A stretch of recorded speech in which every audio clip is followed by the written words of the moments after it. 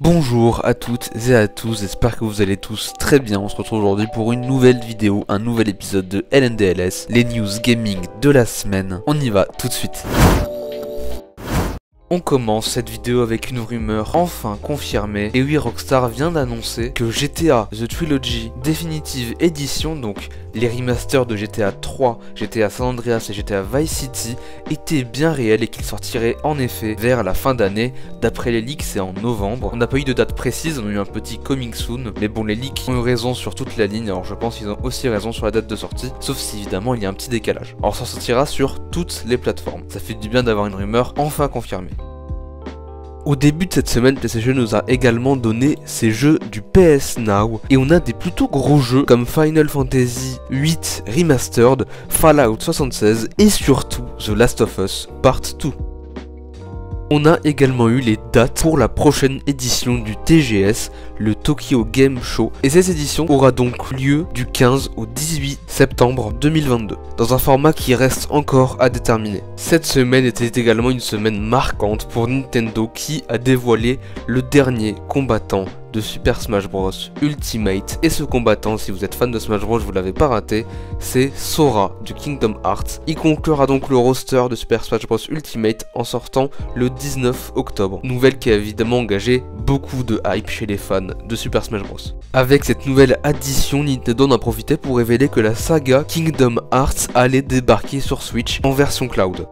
Et pendant ce temps, chez Ubisoft, ils annoncent un nouveau jeu Battle Royale qui s'appelle Ghost Recon Frontline, qui est passé complètement inaperçu, mais ça peut se comprendre parce que c'est un nouveau free-to-play, et oui, sans doute le 150e que nous annonce Ubisoft ces derniers temps. Ils font d'une franchise donc un free-to-play, avec sans doute des cosmétiques, des passes de combat et ce genre de choses pour se faire beaucoup d'argent. Comme vous pouvez l'entendre, ce projet ça me tente pas du tout, et on sait tous ce que Ubisoft veut faire avec ce jeu.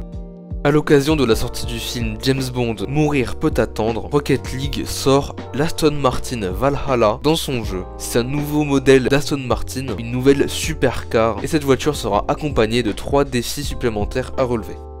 Cette semaine, on a également malheureusement appris le décès de Koichi Sugiyama, le compositeur légendaire de Dragon Quest. Il est décédé à l'âge de 90 ans, né le 11 avril 1931 et décédé le 30 septembre 2021. Il était le compositeur attitré de tous les jeux Dragon Quest depuis le tout premier. Dans un communiqué publié le 7 octobre, Electronic Arts révèle qu'un changement de nom est à l'étude pour sa série de jeux de football FIFA. Alors cette marque FIFA est utilisée depuis le tout premier épisode sorti en décembre 1993. Ils étudient donc l'idée de renommer leur licence. Après Konami qui a changé PES en eFootball, ce qui d'ailleurs est en ce moment un petit massacre avec énormément de bugs, EA serait également en train de travailler sur un changement de nom. Je sais pas vraiment si ce serait bénéfique tellement FIFA est important.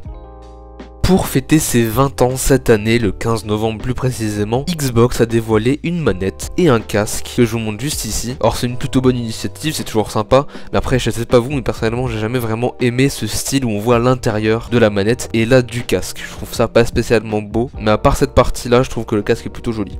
Cette semaine, Sony Pictures a dévoilé la bande-annonce de Resident Evil Welcome to Raccoon City, le nouveau film Resident Evil, qui devrait sortir cette année dans les salles le 24 novembre. Or ce film devrait fusionner les événements de Resident Evil et Resident Evil 2, donc on devrait y voir Chris Redfield, Claire Redfield, Léon Kennedy, Jill Valentine, Ada Wong, tout ça le 24 novembre au cinéma. Alors on va pas se mentir, de la bonne annonce ça fait un petit peu cheap, les effets etc. Les acteurs pour certains sont pas très bien castés je trouve. Après je suis quelqu'un qui n'a pas vraiment joué au Resident Evil, mais ayant déjà vu les visages des personnages, pour certains je trouve que ça va pas vraiment ensemble. Mais bon, pour les fans de Resident Evil, vous me direz dans les commentaires ce que vous en pensez. Pour rester dans le thème, on a appris de Capcom que Resident Evil 7 a franchi un nouveau record pour la série, le cap des 10 millions d'exemplaires vendus dans le monde. Pour rappel, le jeu était sorti en janvier 2017. Et voilà, c'est déjà la fin de cette vidéo des news gaming de la semaine. On n'a pas eu de grosses nouvelles cette semaine. C'est pour ça que cette vidéo est très courte. J'espère qu'elle vous a quand même plu. Si ça vous a plu, n'hésitez pas à laisser un petit like et à vous abonner, ça m'aiderait beaucoup et ça me ferait plaisir. Si vous avez des questions ou des remarques, n'hésitez pas à laisser un commentaire. Je ferai de mon mieux pour y répondre. Et moi je vous dis à la prochaine. Bye.